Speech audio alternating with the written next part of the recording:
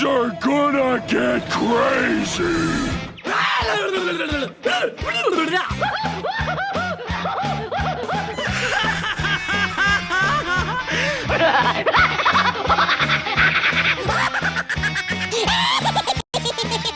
Most everyone's mad here.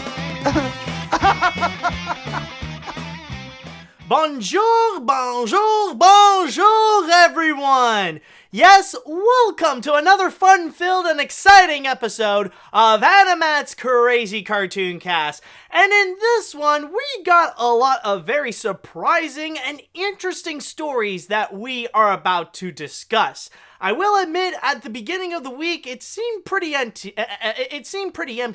but then suddenly, more and more stuff kept flooding in, and then, as it turns out, for this week, I can guarantee you it will be very fun, it will be very exciting, and trust me, there will be a lot of very intriguing things that we are about to talk about, and I hope that all of you have kept your hype to the max for this one, because we will have some great discussions for you all today. So, with all that said and done, I would like to go into the chat wall, and now I would like to ask you all, are you all prepared for today's episode of AniMat's Crazy Cartoon Cast? Let me hear it. Are you all ready? Are you all excited? Are you all prepared to get ready and to go? Let me hear it now. Let's see. Yes, we got people prepared. That's great to hear. All right. Sounds good. I think we are all set. I definitely know the chat wall is all ready for this. So with that said and done, why don't we go ahead and actually go and get things started? And with our first story, I might as well start things off by talking about the biggest entertainment news of the week. Maybe it doesn't necessarily directly connect to animation, but this is still something that really is worth talking about. It's something in which not many people have, but a lot of people definitely do want to go and discuss about this. And by the way, special thanks to Daniel is the Vasquez, who has subscribed to my Twitch. I highly recommend all of you do so as well if you can. But with that said, yes, folks, the people in the chat wall have already got it correct. We are going to begin this by talking about the downfall of Quibi. Yes, folks, it has officially been announced that the streaming service Quibi is going to be shutting its doors. It has been announced on Wednesday by the founders Jeffrey Katzenberg and Meg White. Now, the reason as to why that they are shutting down, a lot of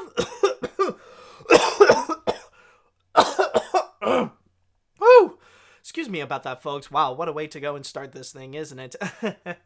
Okay, but anyways, going back to what I was talking about, yes, the downfall of Quibi. Why is it that it's shut down? Well, according to the founders, they did try to go and say that maybe it was the coronavirus that did cause its downfall, because that seemed to be the massive trend that if your business fails, then the first thing that you gotta go and blame is the coronavirus, especially in 2020. However, that's actually not the case, and they have openly admitted that it could be due to other causes, most namely the limited capacity of where you could watch Quibi, or where you can access Quibi, considering that Quibi was pretty much initially made so that it would be mobile exclusive, that you could only check it out on your phones and on your tablets, and that's it. But from there, you might be wondering how much would this cost the founders? How much would this cost them, considering that they might have already invested like tons of money into this? And yes, they most certainly have. Specifically, they have invested about 1.75, that's the estimates that a lot of reports would say, $1.75 billion on Quibi. And how much you think it made in return? Only $350 million. Yes, $350 million compared to the $1.75 billion that was spent on this. Yeah, it did not make much returns. And even at that $350 that they have made, well, they gotta go and return it to the investors, the people who did put money to go and help make Quibi a reality. Just to quickly read you a little bit from my source here on Deadline, it states, including what's owed to the creditors, it said about $350 million will be left from the roughly $1.8 billion in capital that was raised from a group of media companies, venture firms, investment banks, and individual backers. And trust me, there have been a lot of them. They have even included a massive list. They actually included Disney, E1, Fox, ITV, Lionsgate, MGM, NBC Universal, Sony Pictures, Viacom, and Warner Media. Technology investors include e-commerce giant Alibaba. Strategic partner investors include Goldman Sachs, JP Morgan Chase, Liberty Global, and Madrone Capital, the last of which led the round. The BBC also invested. And from there, originally, the big thing with Quibi is that it's not just like a small streaming service, especially if nearly $2 billion was actually put into this. Like, they actually did have a lot of A-list celebrities and a lot of very prolific filmmakers that were attached to this as well. Like, we already know about, the show, I think I've already mentioned in this podcast about shows, that would feature a lot of celebrities, like, whether it be that's already on Quibi or that was going to be on Quibi, stuff like, Anna Kendrick, had her own series, although it's a really weird one considering that it's kind of like a buddy comedy with Anna Kendrick and a living blow-up doll. And then there was also plans to create like this another buddy comedy, this time being with Samuel L. Jackson and Ryan Reynolds. And like they wanted to get a lot of major filmmakers out there. Like apparently they listed like people like Steven Spielberg was interested to do something for Quibi, Guillermo del Toro, Anthony Fuqua, and I think also Sam Raimi did something for Quibi. But anyways, going back to the downfall of Quibi, there is one serious note that is kind of very unfortunate because of the closure of the streaming service, and that is actually regarding that around 200 employees are unfortunately going to be losing their jobs. That was one of the first things that was initiated with the downfall of Quibi, is for Katzenberg and Whitman to go and tell the employees that they are unfortunately going to be losing their jobs and they are going to get a severance pay out of this. But to go and round things out with this news, there is one more thing I would like to go and mention, and that is regarding a massive open letter that Jeffrey Katzenberg and Meg Whitman has wrote to their employees, in which Deadline posted entirely in full, so I'll go and read you this right now. So, it states, to the employees, investors, and partners who believed in Quibi and made this business possible. We started with the idea to create the next generation of storytelling because of you, we were able to create and deliver the best version of what we imagine Quibi to be. So it is with an incredibly heavy heart that today we are announcing that we are winding down the business and looking to sell its content and technology assets. Quibi was a big idea, and there was no one who wanted to make a success of it more than we did. Our failure was not for lack of trying. We've considered and exhausted every option available for us. While the rest was not what any of us wanted, we did accomplish a number of things, and we are very proud of what the talented Quibi team has built with the blood, sweat, and tears that they poured into this business over these past 2 years. We opened the door to the most creative and imaginative minds in Hollywood to innovate from script to screen, and the result was content that exceeded our expectations. We challenged engineers to build a mobile platform that enabled a new form of storytelling, and they delivered a groundbreaking and delightful service. And we were joined by 10 of the most important advertisers in the world who enthusiastically embraced new ways for their brands to tell their stories. With the dedication and commitment of our employees and the support we received from our investors and partners, we created a new form of mobile-first premium storytelling. And yet, Quibi is not succeeding. Likely for one of two reasons. Because A, the idea itself wasn't strong enough to justify a standalone streaming service, or B, because of our timing. You know, if I would have to take a guess, I would think it would be A. Unfortunately, we will never know, but we suspect it would be a combination of both. Oh, dude. I believe we all know, though. This ain't a thing that, like, we don't know why it didn't work. I'll get more into that later. Anyways, going back to this. The circumstances of launching during a pandemic is something we could have never imagined, but other businesses have faced these unprecedented challenges and have found their way through it. We were not able to do so. Which brings us to this moment. As entrepreneurs, our instinct is to always pivot, to leave no stone unturned, especially when there is some cash runway left. Some cash runway left. But we felt that we've exhausted all our options. As a result, we have reluctantly come to the difficult decision to wind down the business, return cash to our shareholders, and say goodbye to our colleagues with grace. We want you to know we did not give up on the idea without a fight. Our goal when we launched Quibi was to create a new category of short-form entertainment for mobile devices. Although the circumstances were not right for Quibi to succeed as a standalone company, our team achieved much of what we set out to accomplish, and we are tremendously proud of the award-winning and innovative work that we have produced, both in terms of the original content and the underlying technology platform. Over the coming months, we will be working hard to find buyers for these valuable assets who can leverage them to their full potential.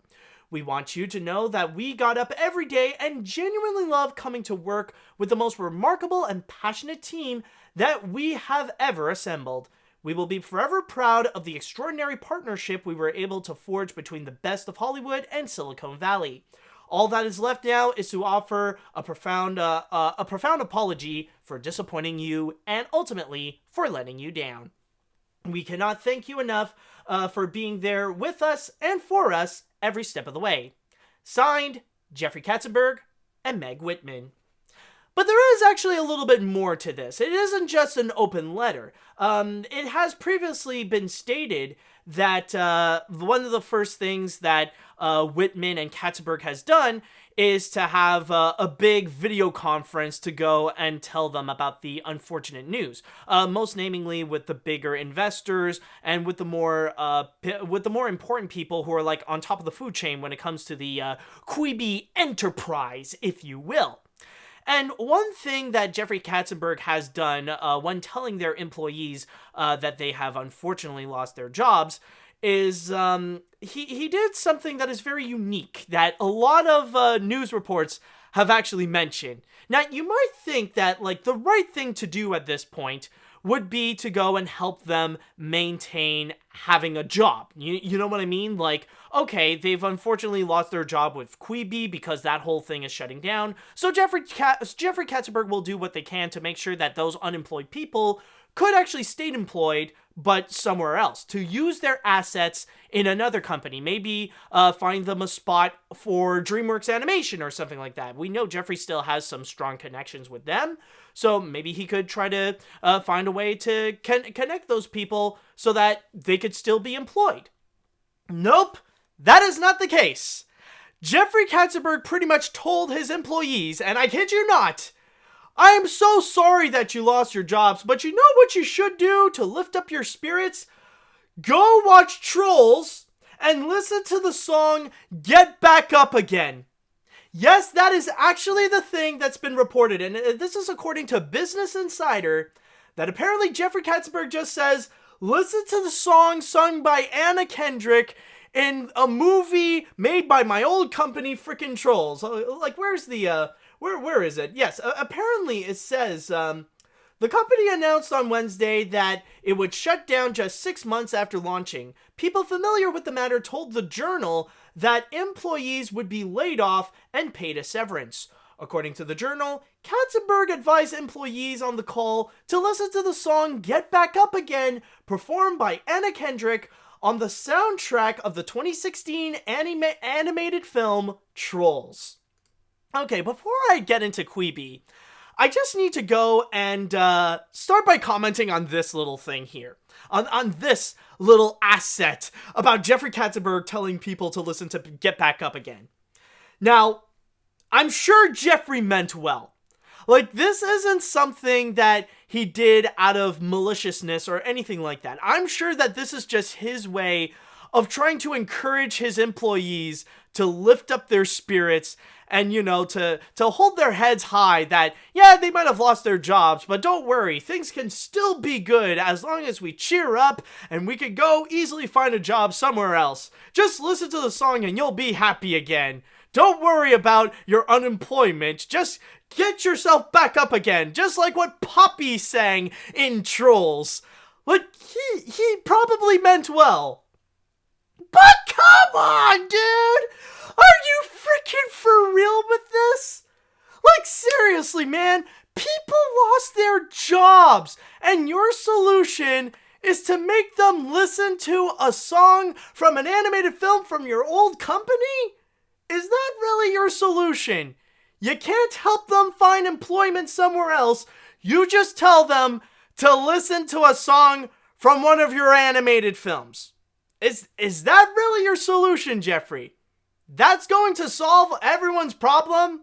Trust me, I think a song from an animated film would I don't think it's going to do much with their employment or anything like that. Like, the severance pay is actually a lot more useful than this. I swear I'm not sick, okay? It's just the saliva going down the wrong throat. Anyways, back to what I was saying.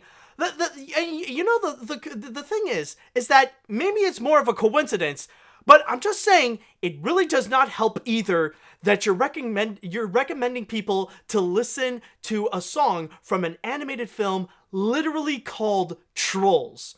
That, more than anything, really sends the wrong message. Again, I'm sure Jeffrey Katzenberg really did mean well, but he honestly, I think he's just probably too rich to comprehend what they're going through.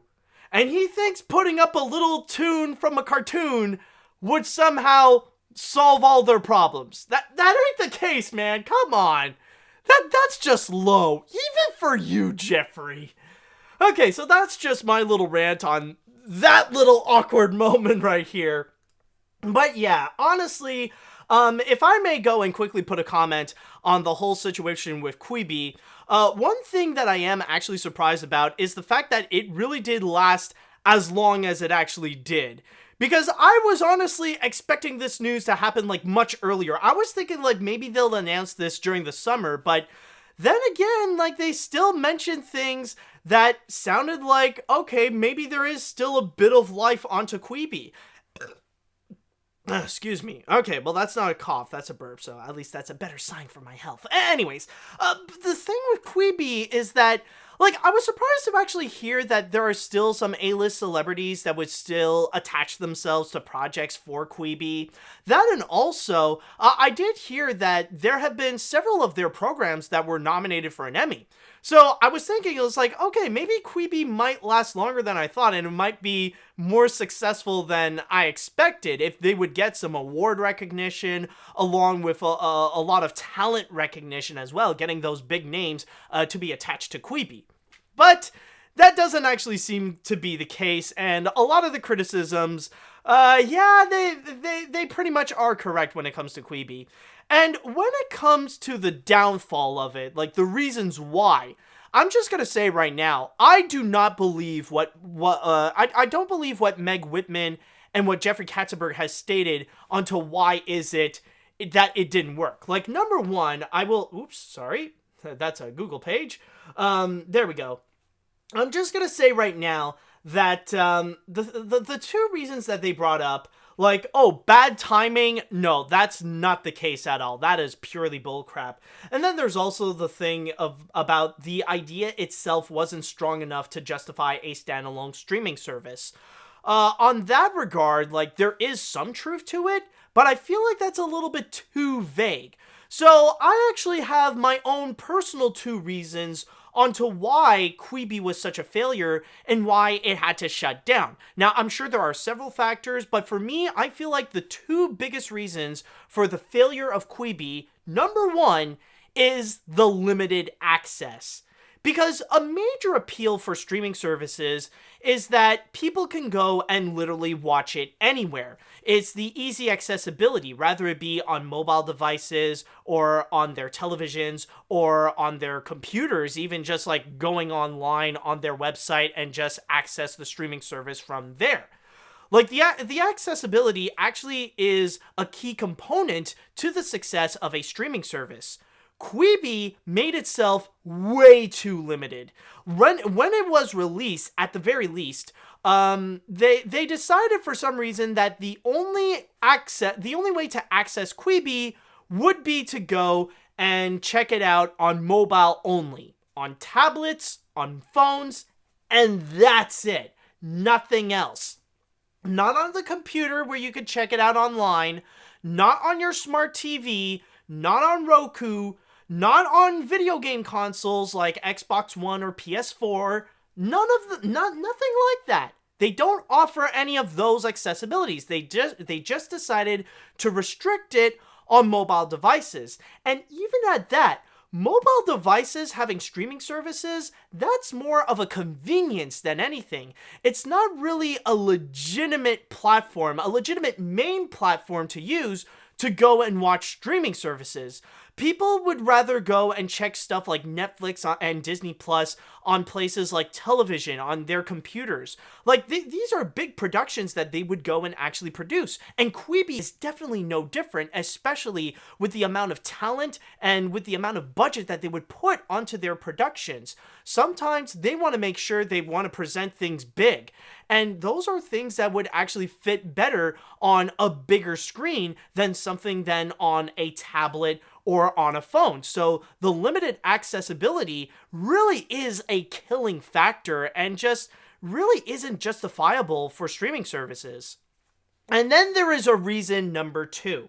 And this is something that I am kind of surprised that not many people have actually mentioned, but this is also a major key factor into people's interest into getting a streaming service. A backlog. And what I mean by a backlog is that you need to have like a collection of movies, TV shows, or whatever that already exist in order to bring people into the streaming service.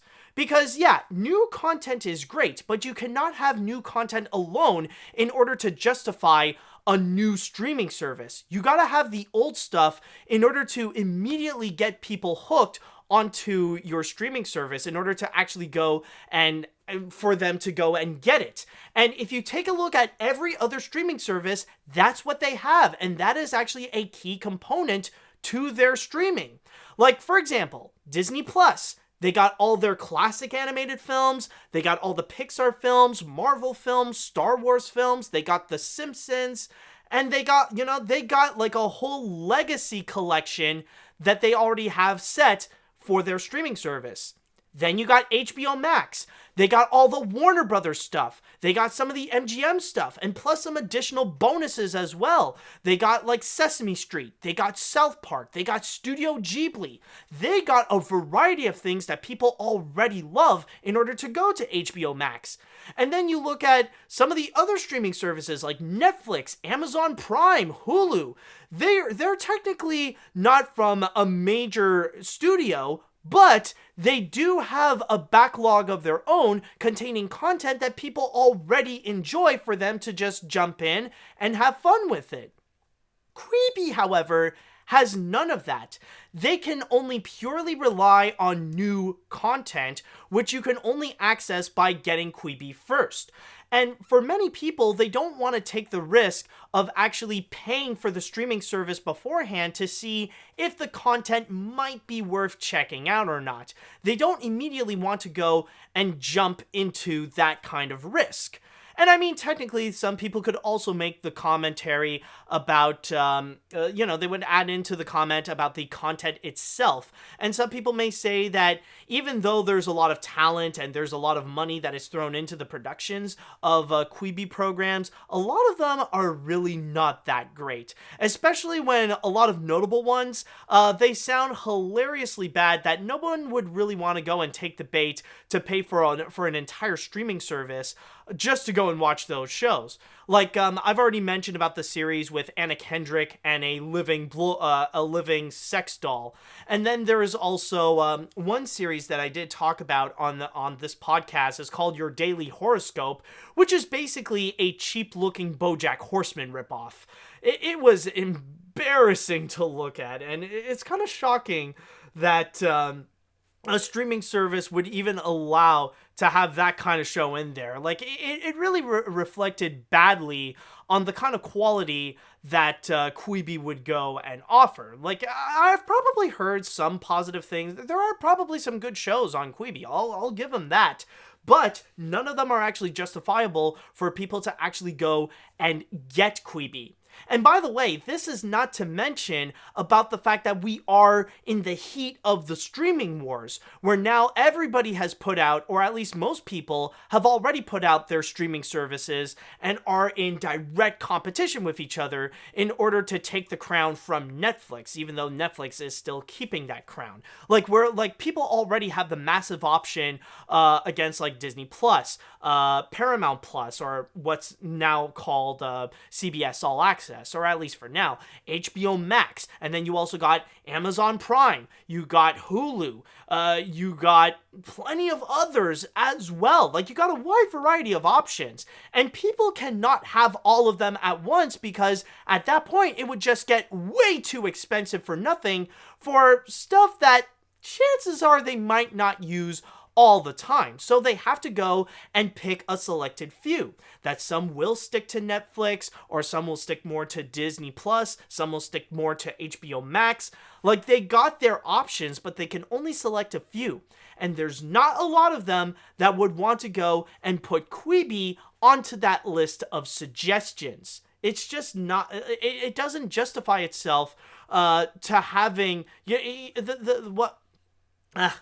can't really speak, but anyways, what I am trying to say is that with Quibi, it's not justifiable enough for people to pick Quibi instead of the other bigger streaming services. Like, why have Quibi when I can have Disney Plus? Why have Quibi when I have Netflix? Why have Quibi when I have HBO Max?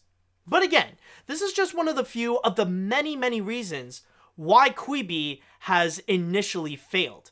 And it's honestly really no surprise.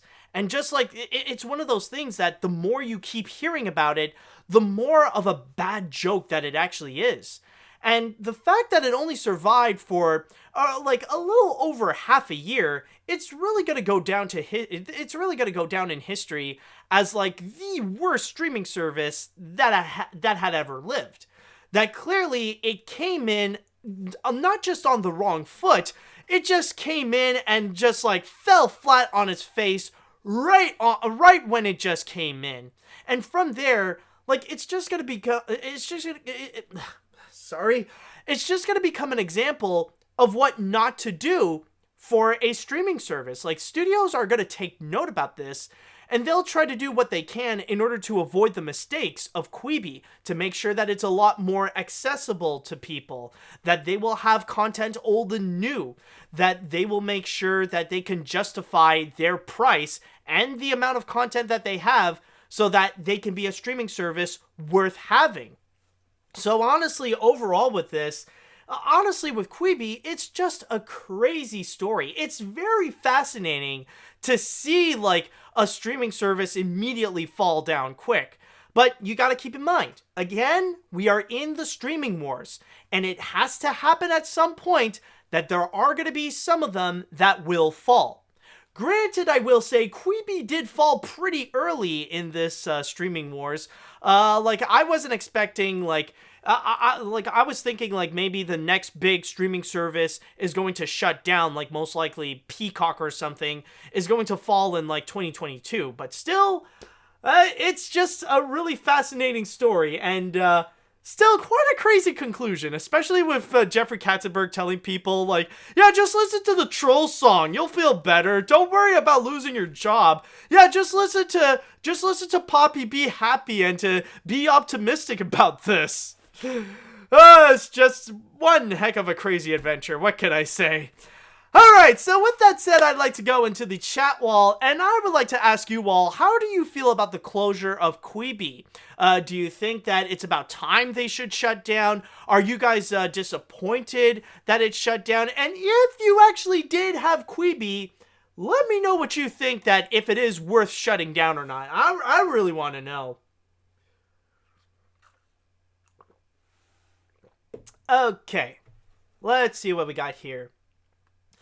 Quibi shutting down, and nothing of value was lost. Much like how Disney Plus was the main hub for Disney content, Quibi seemed to be the main hub for bottom-of-the-barrel content like Dummy and Your Daily Horoscope. Here's hoping the laid-off employees are able to keep going, and with that, adios Quibi! Gone but never forgot. And then bursts out laughing. I was like, yeah, I'm sure by next week everybody's gonna forget that Quibi was a thing. Okay, let's see now. It's kind of like what happened with Lawbreakers, a game made by Cliff Bleszinski, the guy that made Gears of War, where it slowly declined in months after it was released, and in the game's servers were shut down in September of 2018, and I guess the show with Ryan Reynolds and Samuel L. Jackson could be canceled. And does anyone remember that crossover that they did with Fortnite, where Fortnite would show some of their shows in risky real scenes? And who is worse, Jeffrey Katzenberg or Randy Pitchford? Randy Pitchford. That I can't really answer that last question. I need to look up more into who's Randy Pitchford. But anyways, that you do actually bring up a very good point, and that is regarding what's going to happen with the content that is in Quibi, because there is still a large amount of content that was originally made for Quibi, but now doesn't really have a home anymore. And there have been a lot of productions that have been in the works actually to go and prepare themselves for Quibi. However, they don't know what to do next, and that's currently the discussions that people are currently having right now. Like, it's not just what's going to happen to those 200 employees that have lost their jobs, but what about the productions that were originally made for Quibi? Have they, do they have to stop production? Do they have to cancel their projects, or do they have to move to another streaming service? That's another big thing about the closure of this streaming service. It's regarding the content, because now we don't know where they're going to go next. We don't know if they're even going to move forward anymore, or if they're going to be picked up by another studio. That is honestly something that, for now, the only answer I can provide is just that we would have to wait and see. Now, let's see what else.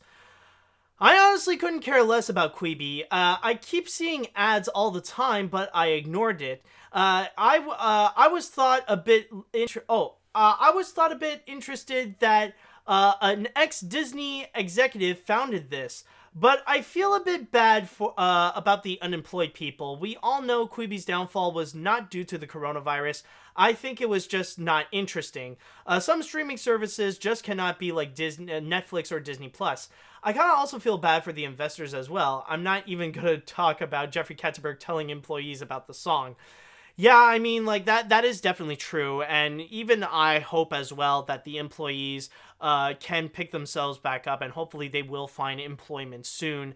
And on top of that, like, yeah, you're definitely right about the fact that the coronavirus had no factor into its downfall whatsoever. In fact, if you look at how streaming services are going, like, they're debatably the only business so far in 2020 that are really thriving, that really are taking advantage of the fact that the pandemic is real and it's happening. I mean, why else is Disney shifting their business to prioritize Disney Plus? So the thing is that, no, you can't blame the downfall of your streaming service because of the pandemic, because the pandemic is actually doing more favors for streaming services than anything else. It's just that your streaming service is bad, so it's not something you can easily get away with by saying that it's COVID's fault. Let's see now. I never got Quibi and always confused it with Peacock. But I do feel bad for the 200 employees who lost their jobs, especially during the pandemic. Jeffrey having them to watch Trolls and listening to Get Back Up Again is a douche mood, and it has nothing to do with getting those employees new jobs at around places like at DreamWorks or Peacock. But hey, at least he didn't tell them to watch either Shark Tale or Shrek the Third, since they are one of DreamWorks' guiltiest films they've made. Like, why though? Yeah, like, oh, I'm sorry you lost your job. Here's The Boss Baby. Go and watch that. I'm sure it'll help lift up your spirits by watching Alec Baldwin as a baby, but still being his character from frickin' 30 Rock. Just watch Shark Tale. Like, why though? Here, I'm sorry you lost your job. Here, maybe Will Smith Fish can actually help you feel better, you know? Hey, check it out. Will Smith is actually Oscar the Shark Slayer. Okay, anyways, let's go and here we go. This one would be an interesting quote. Let's read this one. To quote John Oliver, Quibi is a bad idea. When I first heard of Quibi, I literally thought it was the dumbest idea I've ever heard in my life, and I'm 20, so I'm their target audience, and personally, the only streaming thing I watch on my phone is YouTube, which is free, and gives me hours more and better entertainment, like me. Yay! I know that my generation is on their phones often, but we still prefer watching stuff on TV at home. Also, Quibi has no killer shows like The Mandalorian or Friends or Miss Maisel. Exactly. The new content isn't justifiable to get the streaming service, and they don't have any backlog to appeal people into watching their favorite content again onto that streaming service. So that's why it's a major factor on its downfall. Let's see what we got here. Quibi lost my interest after the trailer for Your Daily Horoscope. It was inevitable that the shutdown happened, but I do feel sorry for not only the employees that lost their jobs, but the show creators that have to move their shows to another service or on cable network. I wish both the employees and show creators the best of luck in their future. Yeah, that you definitely put the best words there. I'll go and read one more comment before we jump into the next story. It's kind of like what happened with... Oh, wait, no, I already read you, sorry. Did I read... Okay, I'll read this one. Darn, I'll never be able to see Fathamucka, The Legends of the Hidden Temple reboot, and Your Daily Horoscope. The last one I know was going to be bad, but I wanted to check it out just to poke fun at it. It's a big shame because now we can't get any more juicy reviews of how people view Quibi and its shows. The only one I saw was by Pie Guy Rules. Even if Quibi was going to be bad, at least it would provide some good reviews. Mainly negative. I wonder if Oaxis would follow the same path. Here's the thing. At least, the one thing I will say that technically, like, Quibi is one step above Oaxis. Because the thing is, at least Quibi exists. At least Quibi did manage to put out something. At least there is proof that Quibi once existed. Oaxis, on the other hand, we don't know if that's still a thing. Like, even Butch Hartman ain't saying jack all about it.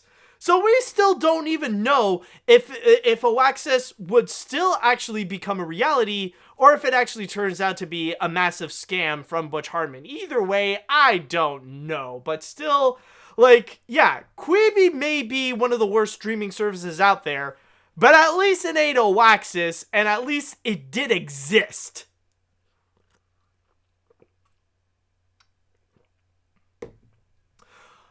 Okay, so, now with that said, now with Quibi's death over, it is now time that we are going to jump onto a couple of trailers. And the first one that I have for you was something that I once considered to be my most anticipated film of 2020.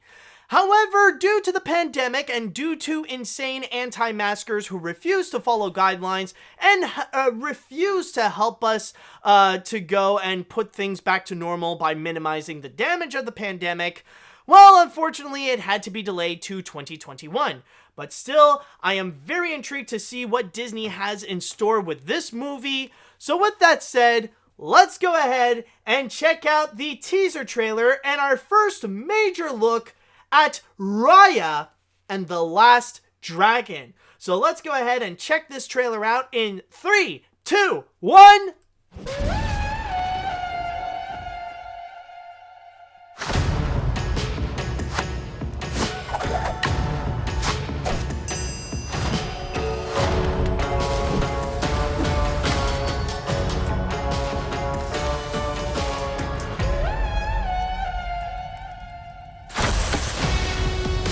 Clever.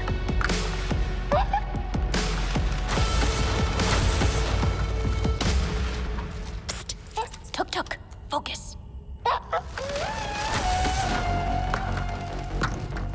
Give me some shell. I gotcha.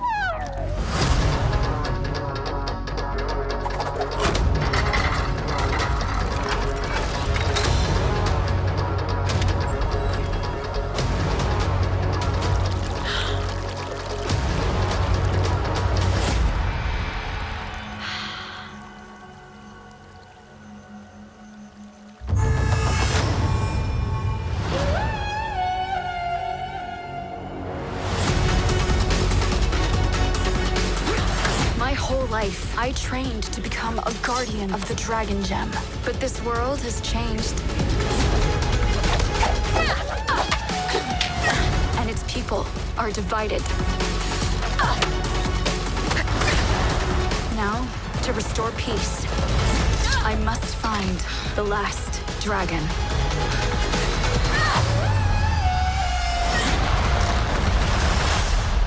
My name is Raya.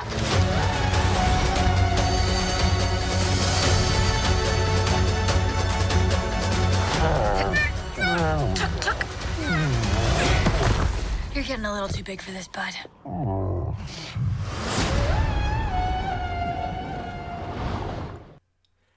And that was the trailer for Raya and the Last Dragon. Whoo boy, let me go and put up the title just to, there we go. Okay, so, what now, as I stated before, this definitely was my most anticipated animated film of 2020. Like, it was supposed to be coming out next month, but because it's been delayed, unfortunately we still have to go and wait a little bit longer. But also, I want to state that one of the biggest reasons why I am highly anticipated for this movie in particular is mainly because of the fact that it has been literally years since we've had an original animated film from Disney. Like, it is kind of shocking to think, but yeah, really, the last time Disney has released a non-sequel of their animated films was actually Moana back at the end of 2016. So when Raya and the Last Dragon is going to come out, it'll be like around 4.5 years. And I will say, like, I know that I am a little bit more positive towards the sequels like Ralph Breaks the Internet and Frozen 2. I still think that they are well made and great movies, but I do agree that they're not as strong as, like, some of the other Disney films that were released at the same time. Like, it's nowhere near in the leagues of, like, the original Frozen or Zootopia or Moana or even Wreck-It Ralph. Like, I still like them. They're still, like, those movies are still way better than what most animated films that would be released during their time, but still, like, Disney is definitely more stronger when they're making original content than sequels. So that's why I'm more excited for this, because it's been such a long time since we've actually had some original animated content from Disney. So that's why, like, I'm really hyping myself up on this one. But after seeing the trailer, one thing that I will admit is that looking at this, I can't help but feel like, wow, this really is like Avatar: The Last Airbender. Like, that's one of the first major things that I have thought of is Avatar: The Last Airbender. And I know that there are plenty of people out there that have made plenty of other comparisons. Like, I remember when I showed it to my mom, she mentioned that one massive similarity she had when watching this was actually Kubo and the Two Strings. And she's definitely not wrong on that. But for me, I can't help but feel like what I see here really is a lot like Avatar: The Last Airbender. And the more that I think about it, the more I end up finding more similarities to the show, actually. And it's kind of funny because, like, first things first is that you look at young Raya, like, somewhere over here. Yeah, like, you look at young Raya. I'm sorry, but you look at how she's dressed. Doesn't she look like Korra? Doesn't she look a little bit like Katara, or like one of those characters, like either Korra or Katara? Either way, she is dressed way too similarly to those characters. Like at the beginning when she's trying to go through like the big obstacle course and then fighting like the random guardian there. Like, so that's one major comparison. And then like another one would actually be related to Tuk Tuk, the big armadillo bear. Again, another major comparison to Avatar: The Last Airbender, mainly because of the fact that you got like a combination of two animals at once, which is a major thing in The Last Airbender. So like you got that aspect there. And then as well, like you got the world building element where apparently like you got 4 tribes that are completely divided. Like, you got this entire world that is built, and now they gotta separate themselves into 4 different groups. Like, we don't know anything yet about, like, these 4 tribes. We don't know if they would master an element, but, yeah, like, now we apparently are in a position where, long ago, the land was in peace and harmony, and now, like, we got 4 separate groups that are kind of like butting heads against each other. All that is left is for the Fire Nation to go and blame. Like, just so we could say that everything changed when the Fire Nation attacked. So, really, step by step, it feels like there's a lot of Avatar: The Last Airbender in this. But then again, there is something else that I did think about, and one thing that kind of makes those comparisons actually more of a good thing. Because I will mention that you guys do remember that Netflix is making a live action series of Avatar: The Last Airbender? Like you might remember a few months ago, it was actually revealed that apparently it was announced that the original creators of the series that were meant to be like the showrunners and executive producers, they bailed out on Netflix due to creative differences. So chances are, like, maybe, like, if Raya the Last Dragon is kind of like Disney's Avatar: The Last Airbender, then maybe this could actually turn out to be the good version. Like, you never know, like, maybe the Netflix version might turn out to be so bad that maybe Disney might end up making the better adaptation of Avatar: The Last Airbender. Who the fridge knows? But even with that said, though, one thing I will say is that is only based on assumptions of what I am seeing in the teaser trailer. And that's a key thing to mention about this. It's the fact that it is a teaser trailer, meaning that we don't really know a whole lot. This is like our first major look into this, and we don't really know about like what the whole plot is about. We don't know about how the movie is going to go. We only got like the core concepts of it all. And yes, a lot of it does sound like The Last Airbender, but that's all we have. We don't know if the execution would also be like Avatar: The Last Airbender. And from there, I would like to go and add that there are still some great components that it has done on its own. Like, one thing I will say is actually the music, because the music actually is awesome. As the young folks would say, this music slaps. Like, one thing I will say, like, I really do like the soundtrack that they have for this teaser trailer, and hopefully we will hear a bit more into this. And also, by the way, one thing I did almost forget, that's also another massive comparison to Avatar: The Last Airbender, is the Asian aesthetic. Like, the environment that they are in, the music. Like, it does have that strong Asian tone, which is why there would be other comparisons to projects such as Kubo and the Two Strings and stuff. So that's why you would also get that Avatar: The Last Airbender vibe, because it has its own world, but inspired by Asian aesthetics, but like Asian mythology, Asian culture, and all that kind of stuff. well, ancient Asia and stuff like that. But anyways, going back into this, so like, yeah, the soundtrack is awesome. And I will add, the animation is freaking beautiful. Like, we only got a teaser of like what we could see, but so far what they have shown, it looks great so far. That's going to be one thing I cannot wait to see, is going to be more of the animation and more of what they can deliver. And keep in mind, like, we have yet to actually see the dragon itself. So I can imagine that this is only just a small chunk of what we could get. Like, if it can impress me with what they can show in the teaser trailer, like, it will make me completely hyped up for what they would show in the full movie. Also, there is one more thing that I do want to mention regarding the comparisons with Avatar: The Last Airbender. Yes, there are a lot of similarities, and it might take some points off in terms of its originality, but I will say, even though the basic core concepts are similar to another series, these are the kinds of things that I can definitely imagine that if done right, if done well, then this could actually turn out to be absolutely amazing. Like, this is just a setup for what would be to come. But if Disney can manage to pull it off very well, and I do have the confidence that they could definitely do that, then I can imagine this to be something truly amazing. That this could turn out to be like not just another great original piece, but also probably their best animated film that they've put out since either Zootopia or Moana. And that is going to be something that I'll be really excited to see, and something I'll definitely be curious about, and why I'm going to keep my eye out on this.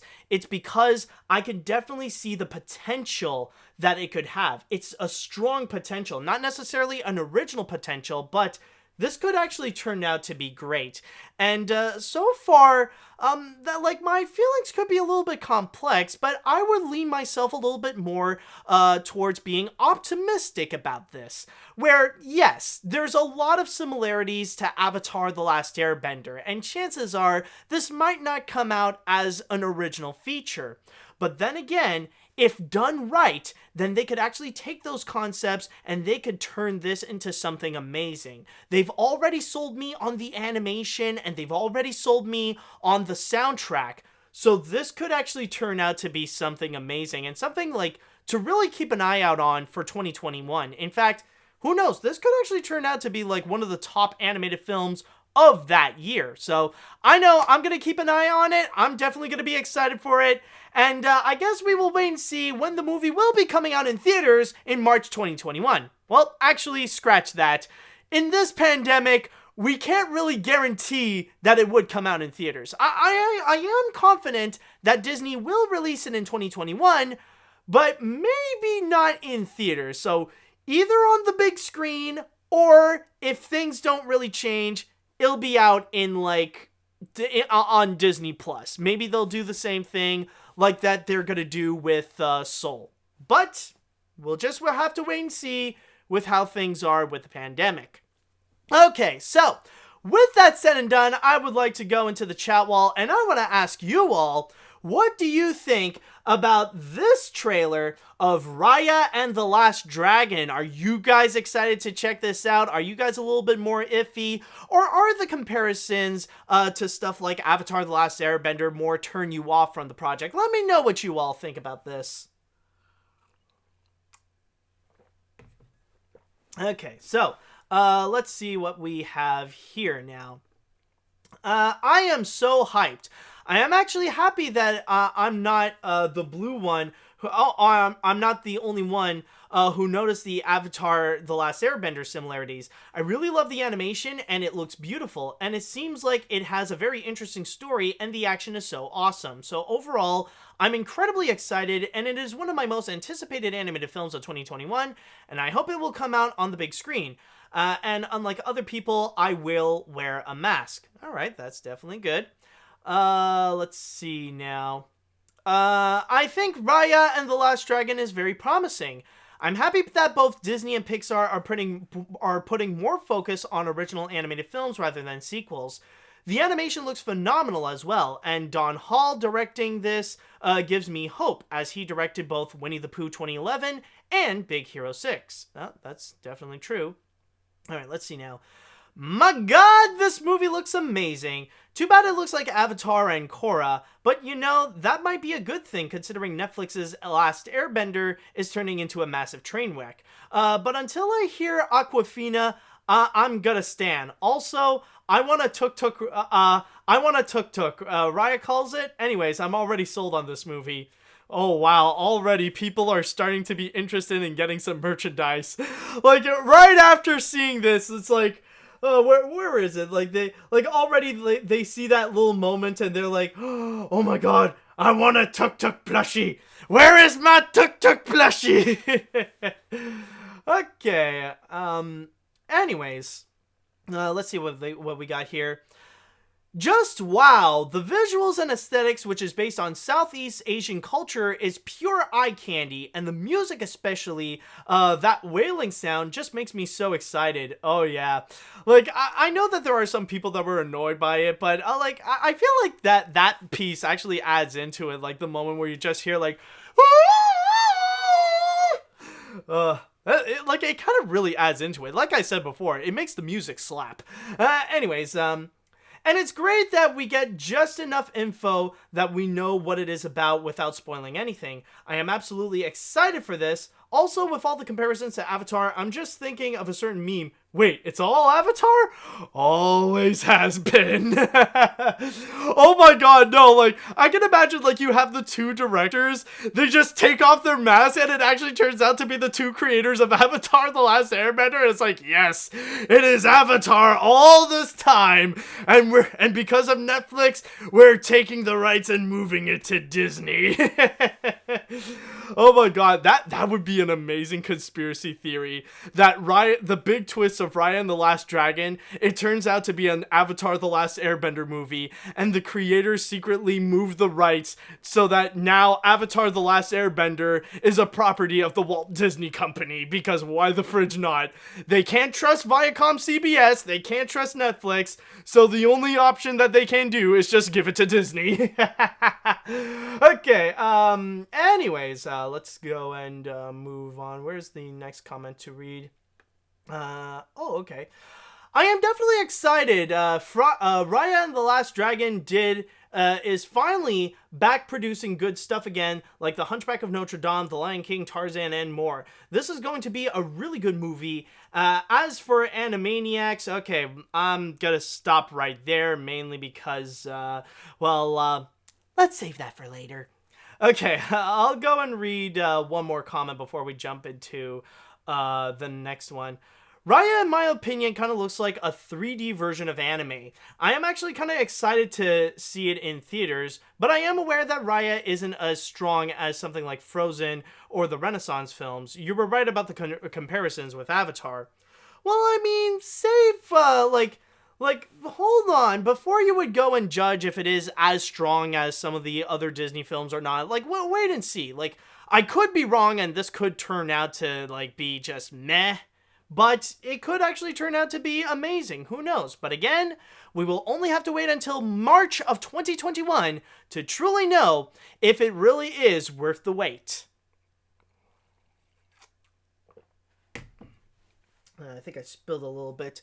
Anyways, moving on to our next story, we got another trailer, and the reason why I mentioned to the one comment in the chat wall that we would have to wait is mainly because, I want to save it for this part right over here, considering that I know a lot of animation fans have been highly hyped up for the comeback of these beloved characters, and now it is time that we will see them return in their true beloved form. So with that said, let's go ahead and check out another trailer, this time for Hulu's upcoming reboot of Animaniacs. Hello. Nope, hold on a sec. Reboots are symptomatic of a fundamental lack of originality in Hollywood. Have you no shame? Here's your check for the Animaniacs reboot, you sellouts. It's time for Animaniacs. You should see our new contracts. All right, guys, there's a lot of pressure on our first lines. Wait, don't. Make sure it's good first.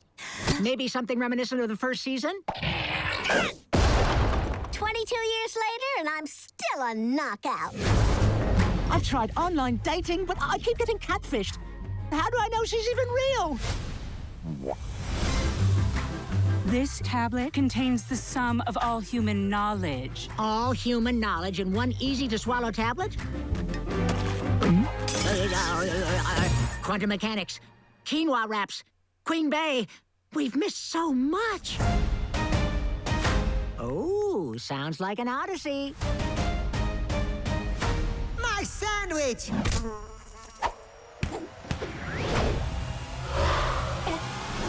Just where I left it. Yakko, turn on the black light. Nothing unusual there. Gee, Brain, what do you want to do tonight? The same thing we do every night, Pinky. Try to take over the world. Whee! Found party! I am the Pegasus. I come bearing horrible tidings of war from the... Yeah. Less talky, more flappy.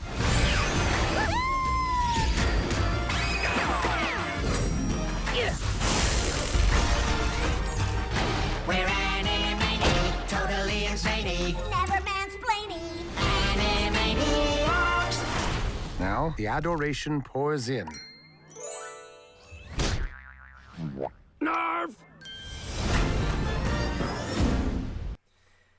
Yes, that is the trailer for Animaniacs, or at least the 2020 reboot of Animaniacs, in which it is going to be coming soon on Hulu.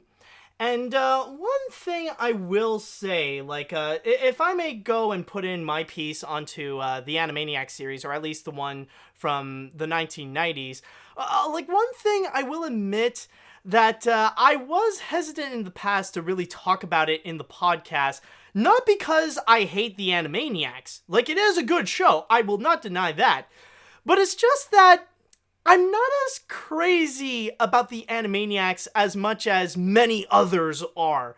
Because, I would see on social media, and people are, totally freaking out about this. I would debatably say that Animaniacs is probably the most anticipated animated series coming soon on a streaming service. And I know there are a lot of people that love it to the point of considering Animaniacs as one of the greatest animated series of the 1990s. And again, I don't hate it, and I have watched it in the past when I was a kid, but it's just that, for me, Animaniacs didn't connect to me as much as some of the other shows that were released back then. I was more into some stuff that were on Cartoon Network, or even on Kids WB, where they would show Animaniacs. I would watch some of the other shows like Pokemon or Yu-Gi-Oh! And stuff like that. Again, I did like it, I did watch it, but there were some other shows that I was more connected to than Animaniacs. It was just simple as that. So I guess I would consider myself more as a casual fan compared to many of the others that would consider themselves as a super fan. But with that said, watching the trailer here, one thing I gotta say is that I am honestly very hesitant to even call this a reboot. Because the thing is, what this Animaniacs series has done, more than most other reboots, is the fact that it stays true to what people love the most about the original series, down to the point where it even almost looks the same. Yes, I know that technically the characters went through a bit of a redesign, but still, their designs are a bit of the same as how they were before. So it's hard to really call it a reboot, and I would debatably say that this is more like an additional season in a way. Yes, I know that they have also done some major changes as well. They have unfortunately removed some characters, including the nurse and Minerva Mink and stuff like that. But still, it does feel like it really wants to stay true to the original series. You know, it's not going towards a direction that would be in the veins of something like Thundercats Roar or She-Ra or Teen Titans Go. Like they didn't go one, like they didn't change their direction to somewhere completely different where it's almost unrecognizable compared to the original series. And here, it is pretty much the exact same Animaniacs that everyone remembered and loved back from the 1990s, even bringing back the original cast, bringing back like many of the original characters, with a few exceptions, of course, and really highlighting the humor of Animaniacs. Like, that's probably the biggest thing that they wanted to go and sell here, is that the humor, especially the wit, the humor, the satire of it all, that is all coming back, but for a new modern age. Now, if there is one thing that I would criticize about what I've seen in the trailer so far, is honestly regarding the animation, because there are plenty of times where it does show that they would lean more towards that Flash style animation, if you get what I mean. Like, if we would go and check, like, some moments, like, especially, like, when you see some animations with, Pinky and the Brain, there's a lot of moments where it kind of feels a little bit like it's, it's not computer animation, that it is more of that Flash style animation where the animators would have to cut around corners for the sake of saving money for the budget. But then again, there are times when it actually shows that the animation can actually be really, really good, like really fluid, really lively, really expressive, especially like the clips that you've seen on the intro, like parts that would be for the intro, or especially that clip from like a few weeks ago, that whole parody of Jurassic Park, where they would they would actually make fun of the scene where the characters first see the dinosaurs, but it's actually the Animaniacs. Like, that actually was very well animated. Or actually, a greater example of, like, the Flash style animation is, like, right at the beginning, where you see, like, them being sellouts, accepting a major check from Hulu. Like, that's actually something where you feel like is very much Flash animated, and the animation, like, did feel a little bit iffy, honestly. But then again, like, that I would honestly consider that to be a bit of a minor complaint. Like, that is something that I feel like if the story, if the writing, and especially if the comedy can justify all that, then I do feel like the animation is something that I can easily get easily get used to, so that I could really get into the show. So that's more, like, honestly, my complaint about the animation is more of a minor thing compared to what they would offer. And a lot of what they would offer is very much the comedy, which I feel like a lot of it does they really do nail it, especially when it comes to the satirical aspect. And that's probably one major thing that I would like to go and comment as well, because there is a little bit of controversy as well, where this trailer did upset a few people. And that is regarding a few jokes where, let's just say, they're not afraid to be political. And there's probably two major signs of that. Number one would be, like, somewhere near the end. Yeah, it's, like, somewhere near the end, I believe. Where is it? I'm trying, like, there's just so many things that are happening at the same time, but hold on, I'll probably get it. It's like, it went by so quick, but, no, not this one. Yeah, right over here. Yeah, well, like, there is actually one scene where you actually see Donald Trump, but as, like, this big, ugly Cyclops, so, of course, like, there would be some Trump gags in there. And then, of course, like, when they're singing the main theme, like, when they would go and sing the main theme song, and, yes, by the way, like, you do actually get some, like, a random moment where you actually have cameos of, like, Hanna-Barbera characters and even Looney Tunes characters, like Henry Hawk, Huckleberry Hound, Yogi Bear, Boo Boo, and, who's the duck again? Like, Quacky Duck? And by the way, there's also one more thing. People even mention, apparently there's even a cameo of Link from Legend of Zelda. Like, I don't know, it's like, that could be debatable, honestly, but it's like, Yeah, I could see that might be Link, but it's like, I don't know. But anyways, what I was talking about, yes, there's also another moment that a lot of people did get upset about. Totally insane. Never mansplaining. Yeah, it basically did a mansplaining joke, saying like never mansplainy. And from there, a lot of people seem to be a bit worried if there is a possibility that Animaniacs might actually turn out to be a little bit more, woke. That it might end up becoming more of a woke series, that it might be a little bit more of a political series, and that is honestly something that people have their concerns about. And one thing that I can say, and this is based also on my experience on watching Animaniacs, and many Animaniacs fans will tell you, yes, this show will definitely be woke. It will definitely be political. And it will not shy away from making fun of many current political issues, especially regarding Donald Trump. But it's not because of the new writers or anything like that. It is mainly because it's the Animaniacs. They've always been woke. They've always been political. If you're surprised now that suddenly you're seeing Animaniacs doing political humor, then honestly, you have never watched Animaniacs before, or you completely forgot how Animaniacs was, because if you look back in the original series, they have been highly political. And not just Animaniacs, but even the shows that are related to Animaniacs, that are more in that same style, or I guess you could say part of that universe. You know, stuff like Tiny Toons Adventures, Freakazoid, or even, well, yeah, technically there is that Pinky and the Brain series, but like those series in particular, like they have never shied away from satirizing politics or satirizing pop culture. What there have been plenty of times where they would go and make fun of current and past presidents as well. Like, they love making jokes about Bill Clinton. They love doing those all the time.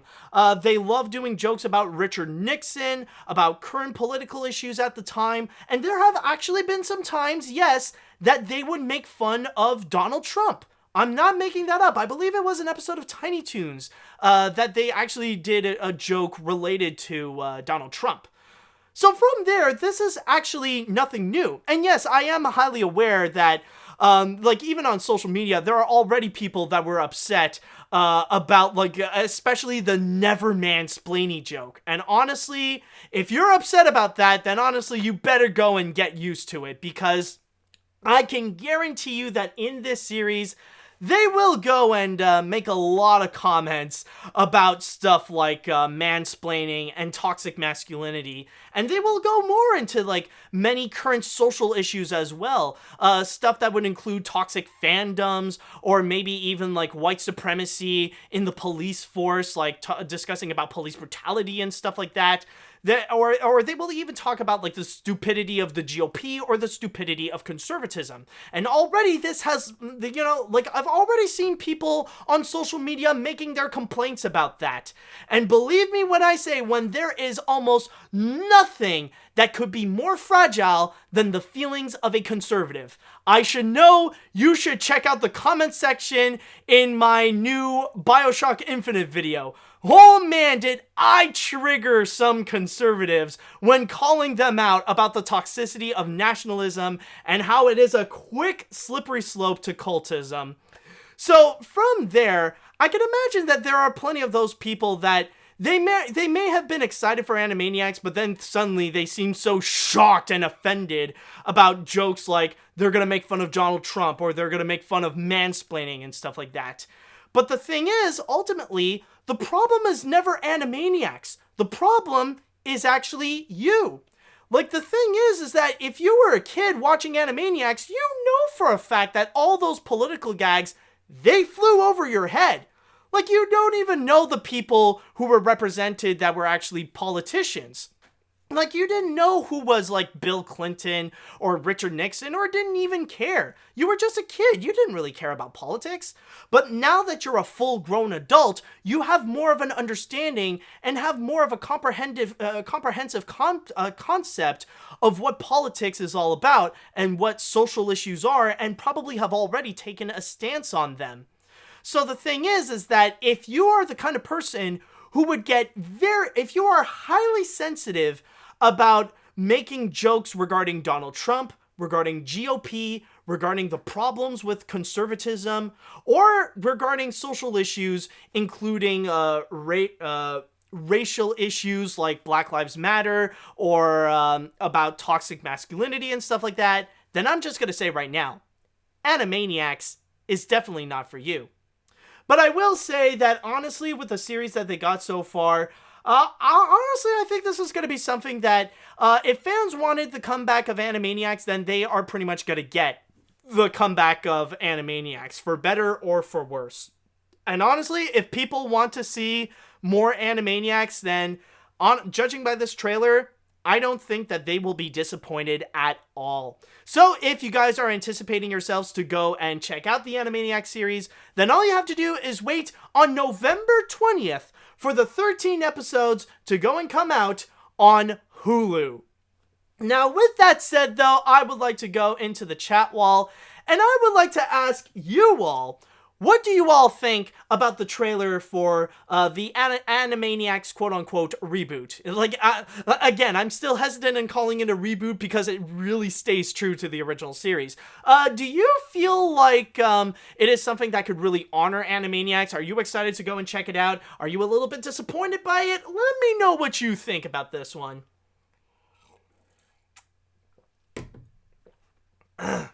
Okay. Now this is how you reboot a series. The animation looks solid, though the lack of shadowing looks off. The tone still feels like the original show, and the modern aesthetic makes it feel a bit like Static Cling. I'll probably check it out, but I'm not sure since I don't have Hulu. Also, to all of you complaining about the Trump Cyclops, does not one remember Wacko packs always the snacks while Bill Clinton plays this. Fudge nabbit. Let me do that one more time. I promise I'll get it right. Wacko packs away the snacks while Bill Clinton plays the sax. We're Animaniacs. Boom! Got it. Okay. There we go. Anyways, I get what you mean by the animation. I would say Flash, but I do get the weirdness in feeling. When watching Recess on Disney Plus, there were weird episodes from the 90s. There were episodes from the 90s and the 2000s. The 90s episodes were made with cells, while the 2000s on Recess were made digitally and with digital coloring. Animaniacs reboot is made digitally and it's weird looking. Not bad, but it has less variety in line work and brighter colors than in cells. Also, Animaniacs, like Proud Family, made pot shots at Republicans. Exactly. And one thing I will say about the animation is that there is one thing that it does visually do in order to, like, pick up the slack from, like, the weird digital animation that they provide, and that they do promise a little bit of variety as well. Like, probably one of the most talked about there is one little moment that you see here, like, you see Dot, where technically she's kind of like in reboot form. Like, if you would if Animaniacs would be rebooted in the same style as like the Mickey Mouse shorts, for example, then it would look a little bit more like that. There is also that one. There's another really good example that I'm trying to find, actually. Hold on. Okay, I think, yeah, like, it's another quick moment, by the way. Let's see. No, not with the unicorn. Which, by the way, apparently oh, there it is! Yeah, which, by the way, with the unicorn is actually, oh my god, that thing actually goes by so quick. But the unicorn is actually voiced by the same guy who would do the narrations from Honest Trailers, by the way. But there is also another moment that a lot of people would really talk about, is that apparently there will be an episode dedicated to anime. And already, it seems that people have already expressed, like, they are simping over Anime Dot. Like, they are already freaking out about her. Like, you're already seeing a lot of fan art about her. Don't ask me about the not safe for work stuff. I am not going to be checking that out. But yeah, like I could definitely tell you that people are already freaking out and simping over the I guess people have dubbed it now the Animaniacs. So there is that. So at least with the animation, yes, there's a lot of it that's more digital and flash. But it looks like they will try to go and experiment more with different styles. Let's see now. I am totally insane for this new Animaniacs show. The original Animaniacs and Pinky and the Brain were two of my favorites as a child. Even today, I still love watching the Warner Brothers and the Warner sister. These characters mean so much to me. The original had many jokes about politics, pop culture, and gags that I'm still surprised made it past the censors. I'm glad their personalities haven't changed too much. I have my Hulu account ready for next month. Definitely awesome, dude. It's nice to see that people at least are aware about what the Animaniacs are and are hyping themselves up for it. At least you are bracing yourselves for it. I may not be a big fan of Animaniacs, but even I have to say that this looks amazing. The animation may have its weaker moments, but still looks great, and the comedy is pretty on point. I love that it even makes fun of themselves, but then again, I am a big fan of shows that do that, so I might just be in a bit of a bias. And is it just me, or does the Pegasus sound like John Bailey, aka the Honest Trailer Guy? Well, yes, that's what I was trying to say. It actually is John Bailey. It actually is the Honest Trailer Guy. So your ears do not deceive you. It actually is him. All right, so I'll go and read one more comment. Let's see here. As for Animaniacs, I am definitely excited for that. So I'm curious though if they're gonna bring back Aunt Slappy and not Slappy the Squirrel. Is really fun. Or not. Okay, sorry. Let me reread that. As for Animaniacs, I am definitely excited for that. I'm so curious, though, if they're going to bring back Aunt Slappy or not. Slappy the Squirrel is really funny and timeless, and man, that is Yaki Doodle from Hanna-Barbera. Okay, yeah, the little okay, yeah, I was wondering. Like, I know it's like Quacky or something like that. Okay, so it's Yaki Doodle. Okay, I apologize if I forgot about that, but yeah, okay, I am... now I do recall. So yeah, if you guys are hyping yourselves up for Animaniacs, just remember it will be on Hulu, and it will be coming out on November 20th.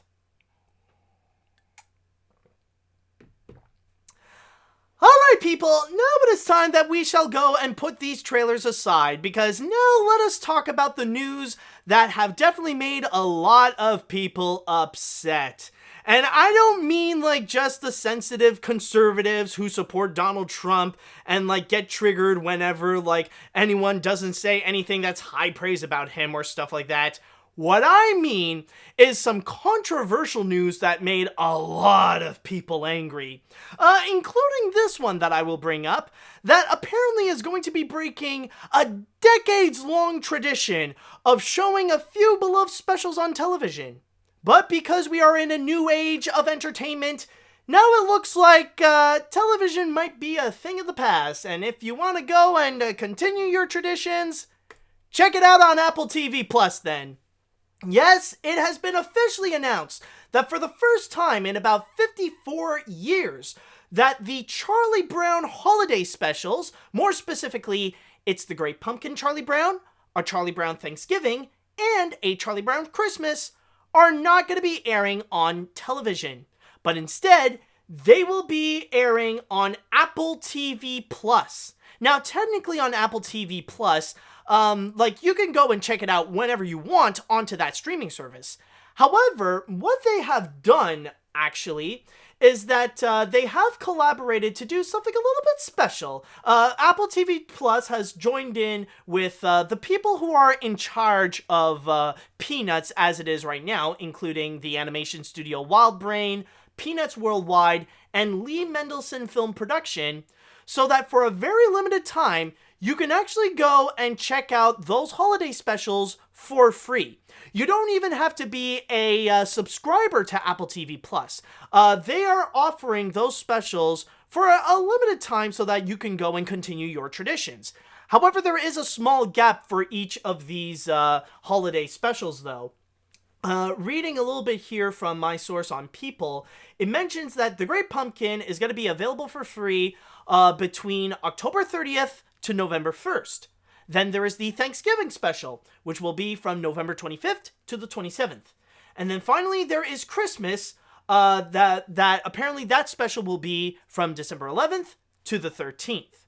And if you guys don't know, the reason why specifically it's going to be on Apple TV Plus compared to many other streaming services, Peanuts have already established their animation home to be on Apple TV Plus. You may recall they already have the Snoopy from Space animated series that's already up on Apple TV Plus, and they have apparently some major plan for Peanuts. They got a lot more coming. Not just another season of Snoopy in Space, but they got another series coming up and even a lot more holiday specials. They want to keep that tradition going.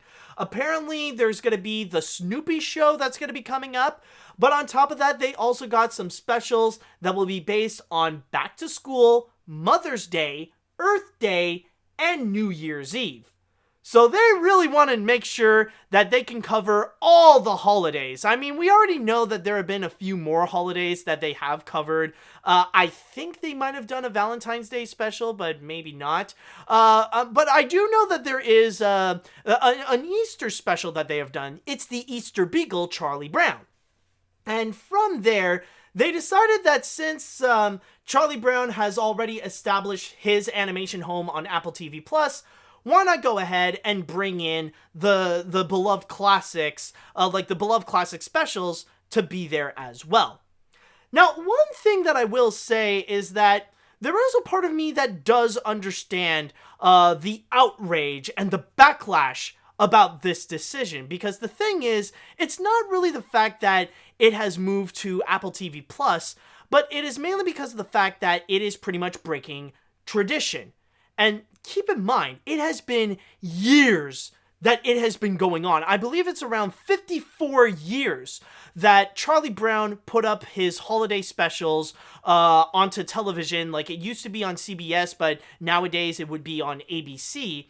And it would always be a tradition that at one point they would go and put up, like, It's the Great Pumpkin Charlie Brown for Halloween. And then, like, on Thanksgiving, you would have the Thanksgiving special. And then on Christmas, you would have the Christmas special. And when it comes to holiday traditions, that is something that people are very much dedicated to. Like, a lot of people would have their own respective traditions, and that they love to do something every year as part of it.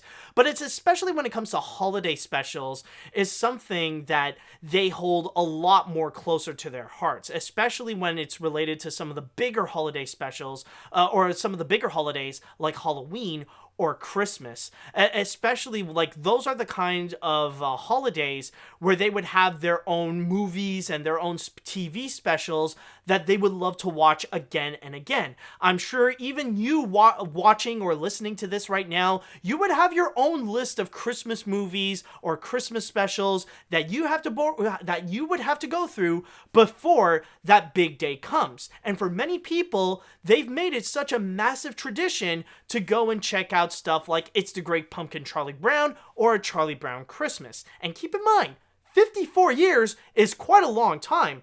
And at the most, it would span like 2 or 3 generations.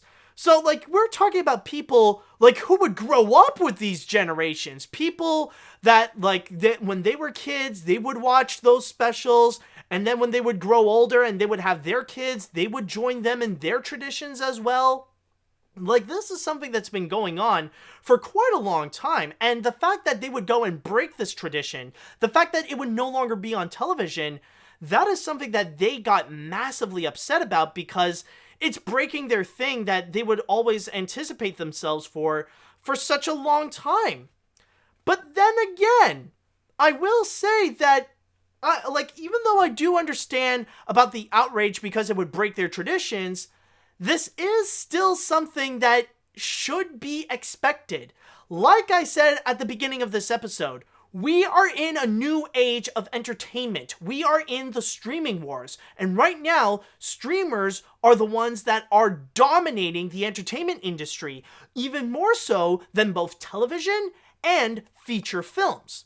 So from there, streamers are becoming more and more of a prominent powerhouse when it comes to distributing and presenting content. So it's no surprise that we would actually go and see a lot of things that people would watch on television, and that would end up being adopted onto some streaming services like Netflix or Disney Plus and stuff like that. In fact, that's actually a great example, Disney Plus, because with this pandemic, Disney was left with no choice but to pretty much abandon theaters and move a lot of their content onto Disney Plus. Even some of their major movies like the Mulan remake and Pixar's Soul. They pretty much have no choice of this matter. But then again, that's just related to the pandemic. And in this case here, this is another case where the pandemic actually has nothing to do with it, but it's mainly because we are living in a new age of entertainment. But it is because, technology has advanced so much where now the ways that we would consume our entertainment is a lot more different than how it was in the past 10, 20 years and stuff like that. People are using less and less television and more streamers. Even if it is something like Apple TV Plus, that's not one of the big leagues Disney Plus or Netflix or HBO Max or something like that. The Peanuts have already established their animation home on Apple TV Plus, so why not bring in their old content at the same time? There's no point in keeping it on television when they're not really guaranteed anymore to really have that much views if people in general are using less television. Not to mention that there are less people that would have cable actually. That's also another major thing that you have to consider, is that it's not just that television is dying out, but it's also people having cable because they rely more on streaming services to go and consume their content. You may remember last week when I had Logan Miller, aka Toucan LDM, as a special guest star. Afterwards, we chatted a little bit, and he mentioned to me that he decided to cut out his cable. He doesn't need cable because he already has the streaming services. Why have cable when he can go and watch animated series that are already available on stuff like Netflix or on Disney Plus, on Hulu, on HBO Max? So the thing is that it's becoming less and less of a viable option to just keep that tradition going. And in order to, in order to keep the specials alive, they have to go and make a transition. Now, I do agree that technically there is one massive flaw, and that is regarding the exclusivity. It would have been nice to see if the Charlie Brown specials would also be available in other places like Hulu or Amazon Prime or on Netflix and stuff like that. Because I believe there was a post that I saw, it was done by animation historian Jerry Beck, who said it best that sometimes exclusivity can really kill off a franchise. Very similarly to what happened to the Looney Tunes when they used to be available in several different channels, but then when they made it exclusive to Cartoon Network, that's when their popularity really took a massive dip. Even if they would have that one moment of glory with Space Jam, afterwards, they weren't really that popular anymore. That's why there was that awkward moment in the 2000s and even a bit in the 2010s where the popularity of the Looney Tunes were really not as much as they used to be. And that could also be something that could screw Charlie Brown over, mainly because of the exclusivity in Apple TV Plus. But still, we live in a new age, and if we want the Charlie Brown holiday specials to survive, then that's probably the best way to go. And also, I do want to go and make one more comment regarding this issue, that if you are still upset about Charlie Brown moving to Apple TV Plus and you're not that interested in having Apple TV Plus, even if they're offering the specials for free for a limited time, then honestly, the only solution that I can have for you is just buy the Blu-ray, buy the DVD, buy physical media. The thing is that yeah, maybe it's not available in the way you want, so why not actually go and purchase it so that you could check it whenever you want, that you can actually have control in actually seeing it and not let a streaming service tell you what to do. At least that way you'll be more comfortable and actually seeing it when you want. Maybe you want it a little bit earlier than Halloween for It's the Great Pumpkin Charlie Brown. Maybe you want it a little bit more closer to Christmas with the Charlie Brown Christmas. Or maybe you want it like before the family would come in for Thanksgiving with the Charlie Brown Thanksgiving. So if this really does upset you, then really your only option is to just go and buy it on Blu-ray and DVD. At least that way, you'll be able to have those specials whenever you want, and you can watch it like at your own leisure, and you can control the time of when you can. So I just want to go and lay that out there. Okay, so with that said, I would like to go into the chat wall, and I want to ask you all, how do you feel about this comment about what Charlie Brown is doing with Apple TV Plus? How do you feel about the specials moving to Apple TV Plus after decades of tradition onto television? Is this something that upsets you? Is this something that you would agree with? Would you actually go and watch the Charlie Brown specials on Apple TV Plus? Let me know what you think. Okay, let's see now. As a big Charlie Brown fan as I am, even I have to admit that this is a bit of a screw-up. This is probably the biggest example of the wise old saying, reject modernity, embrace tradition. I'll say watch it, I'll still watch it, but this does just rub me the wrong way. Actually, maybe I said the phrase wrong. I remember it being, reject modernity, become monkey. No, you got that wrong. That's not how it goes. It's the meme is actually, reject humanity, return to monkey. I mean, like, with how hairy I am, I'm like halfway there, so. Okay, let's see what we got here. I'm not happy with this decision. Every holiday, me and my family always watch a Peanuts special on ABC. But now, not anymore. Seriously, why does Apple TV just want Peanuts specials only on Apple TV? I guess if you have original Peanuts content on your original streaming service, but you have to take away the specials from ABC, what's next? The other holiday specials are not going to be on cable anymore? I hope not. Who am I kidding? Of course they are. Exactly. They are. If they're just on streaming services, then yeah, they're pretty much making it more and more of an excuse on why cable is kind of pointless at this point. Let's see what we got here. Yeah, I actually collect Blu-rays, and my family thinks that's kind of weird. Crap. I like it this way. Even if for the story overall, I have mixed feelings. Like, it sucks, especially for the exclusivity, but on the other hand, tradition is pure pressure from dead people. Dude, I know how you feel. I mean, like, you've seen my collection. I still go physical media. Some people criticize me for being old-fashioned, but hey, what can I say? Like, oh, you can't watch your thing on Netflix? Like, oh, you can't watch Sylvain Chomez the Illusionist? Well, I freaking can, and that movie is amazing. So you'll never know because you're stuck with your Netflix. Okay. Oh, man. Or maybe, like, I could be totally wrong, and maybe that Illusionist movie is on Netflix. I don't know. I haven't checked yet. Let's see now. This is very disappointing to me. I can kind of understand why they did this, especially since we live in an age where streaming services are big. My grandmother is actually a huge Peanuts fan, and every year she would always watch the specials on TV. So I already have plans to get this special for her on DVD. Also, it wouldn't surprise me if the DVDs and Blu-rays of these specials are going to become rare and become a lot harder to find. Not necessarily, because there have been some new versions that have been released, like, not just on DVD and Blu-ray, actually. I believe they also put them out on 4K. So they are still producing them, but I wouldn't be surprised if, because of this news, they are going to be selling them like hotcakes. So, I'm sure, like, maybe you could have a point that, those DVDs and Blu-rays will become more and more of a valuable item. Let's see, what else do we have here? What else we got? Why?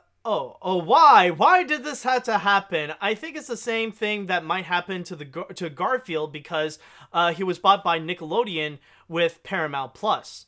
That could be true. That could be true. Let's see. I am not happy about the Peanuts specials moving to Apple TV Plus and breaking tradition. The fact that an Apple ad from the specials aired on ABC adds salt to the open wound. I have the Great Pumpkin special on DVD, so I don't need to get the service, and other people should get it too if they haven't. The only good thing about this is that now the Garfield specials can have a chance to air on TV again. Well, honestly, when it comes to the Garfield specials, personally, I just don't care. I got them all on DVD, so I am secured with Garfield. Let's see. I'll read one more comment before we jump into the next story. Well, this just upsets me, especially since not only does my family not have Apple Plus, but also because DVDs for Peanuts in my country are practically non-existent, and the specials barely air nowadays. I still remember that Peanuts special with the girl with leukemia. That was a thing? Oh boy, my memory on Peanuts is honestly pretty vague, but oh boy, yeah. Oh my god, someone even, I just read the comment at the bottom and someone mentions, it's like, Matt, we need an OnlyFans.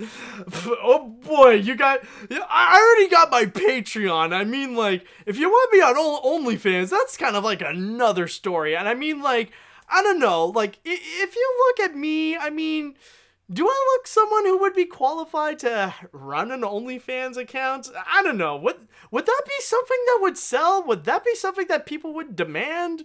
I don't know. Like, yeah, I could consider myself an attractive person, but then again, that's just my ego talking. I don't know about the perspective of others, so I don't know. Oh wow. Oh, thanks, guys. I already see people in the chat wall are like someone are like yes, and some people are like no. Oh boy. Someone already AniMat's opens an OnlyFans. Shut up and take my money. Fudge, damn, I didn't expect that we would get into this conversation onto this episode.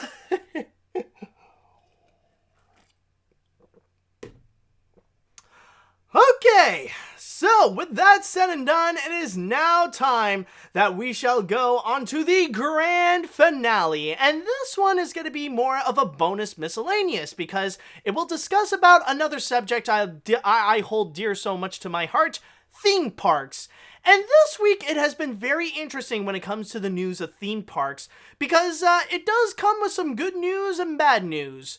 The good news is that after weeks of massive demand, California has decided that it is now time that they are going to go and open their theme parks. The bad news? Oh man, the bad news. They got a lot of guidelines they have to follow. It's not just like, yeah, let's open up Disneyland and people can just flood in. No. They got some serious guidelines that they would have to go and follow. The biggest thing is that, yes, technically this week, the governor of California, Gavin Newsom, has decided that, yes, it is now time that they could go and open the theme parks, whether they be small or that they are big, like either Knott's Berry Farm, Disneyland, Universal Studios Hollywood, or Legoland.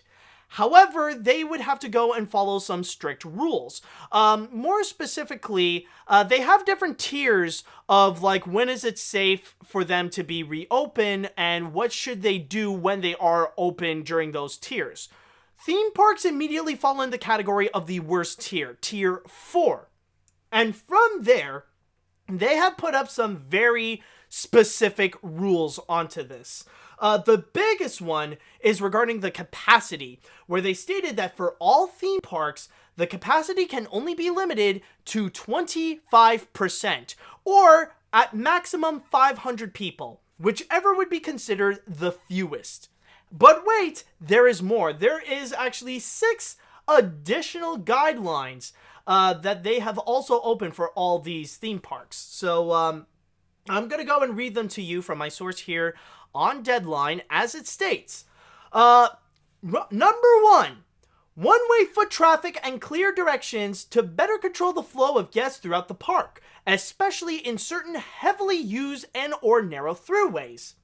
Number 2, plexiglass dividers on switchback lines /queues for attractions and concessions, or close sections of switchback line/queues to ensure sufficient physical distance between visitors. Number 3, implement timed and or advanced reservation ticketing systems and pre-assigned seatings or activity areas. Number 4, discontinue tours or guided experiences that combine households or individuals from different households into the same tour groups. Disneyland's Haunted House comes to mind here, which honestly, that one actually very surprised me the most. The one that I find to be very surprising, mainly because of the fact that I did not know Disney actually has a haunted house. I know they have a mansion that is haunted, but I didn't know that they also have a house that is haunted. If you guys know about this elusive haunted house at Disneyland, let me know about that. Where was I? That was number 3. Sorry about that. Okay, number 4. Face coverings are mandatory on attractions and rides throughout the parks. Number 5. Oh, is there just 5? Am I reading it wrong? Oh, fudge. Okay, so there... No. Oh, no, wait. Sorry about that. No, okay, it is. Okay, that is number 4. And then number 5 is face coverings are mandatory on attractions and rides through the park. And finally, number 6, no indoor lines are allowed for any attraction or ride. So as you can definitely tell here, these rules are extremely strict. And as you can imagine, it would be extremely difficult for theme parks to actually go and to actually do their stuff, to actually operate with these very strict conditions, especially for the major attractions such as Disneyland or, Disneyland and Universal Studios Hollywood, where they have a lot of attractions that would break these guidelines. So, no surprise here, the theme parks actually responded and they are pretty much pissed about it. Like, they are upset that they have to follow these very strict guidelines. And I actually do have some quotes here coming from the people who would run these theme parks. A major one coming from Ken Potrock, the president of Disneyland Resort, as he states, "We have proven that we can responsibly open with science-based health and safety protocols strictly enforced at our theme park properties around the world. Nevertheless, the state of California continues to ignore this fact, instead mandating arbitrary guidelines that it knows are unworkable that holds us to a standard vastly different from other reopened businesses and state operating facilities." Ken would continue on by stating, "Together with our labor unions, we want to get people back to work. But these state guidelines will keep us shuttered for the foreseeable future, forcing thousands more people out of work, leading to the inevitable closure of small family-owned businesses, and irreparably devastating the Anaheim, Southern California community." What's more, we also got another quote coming from Karen Irwin, the president and chief operating officer of Universal Studios Hollywood, as Karen states, "We should be in tier 3 along with other industries that have proven they can reopen responsibly. Our employees are ready to go back to work, and the fact that they won't be able to do so until well into next year is shameful." Karen would go and continue on by stating, "The health and safety of our guests and team members have always been our top priority. We have designed detailed health and safety protocols that allowed us to open our theme parks in Orlando, Osaka, and Singapore. We have collaborated with LA County health and government officials on a comprehensive plan to move forward safely here, and we are prepared and ready to reopen. Our theme parks are controlled primarily outdoor businesses that we have proven we can operate responsibly." And we also have several other comments coming from the heads of Legoland California and also the heads at Cedar Park, which owns Knott's Berry Farm, and they would pretty much go and say the same thing, that they feel that they are more than prepared to go and be responsible when it comes to operating during the pandemic, and that they feel that these guidelines are essentially unfair. Because the thing is, with these guidelines, the problem is that this is pretty much almost as if they might as well be as good as closed if they would have to run into these operations, especially if they would have to follow guidelines, like especially the fourth one that I have mentioned, the discontinued tours or guided experiences that combine households or individuals from different households into the same tour group. Now, putting that haunted house joke aside, like, I do get what they mean, because there have been several attractions in which they would have pre-shows and they would have queues where everyone would be huddled together in one small room before they would prepare themselves to go into the actual attraction and sit onto the vehicles. Like, if we would put the Haunted Mansion as an example, like, they can't actually open that attraction because technically there is that one little moment where everyone had to be huddled together before they would jump into their doom buggies where they're in the middle of the stretching room. And essentially, that's literally just it. It's almost like, funny enough, the Haunted Mansion actually did provide a nightmare scenario in a pandemic where you are pretty much stuck in a room with no windows, no doors, or anything like that, and you're just surrounding yourself with a bunch of random strangers, and you don't know if they would have the coronavirus or not. So they want to make sure to try to go and avoid these kinds of nightmare scenarios. And there's a lot of attractions that are, unfortunately, that are very much like that. That they want to set up an epic pre-show, and they can't do that anymore. They can't put up those rides because, like, part of the ride experience is that pre-show, and that you got to cram a bunch of people into a little room so that they could go and wait for their turn to go and actually get into the ride.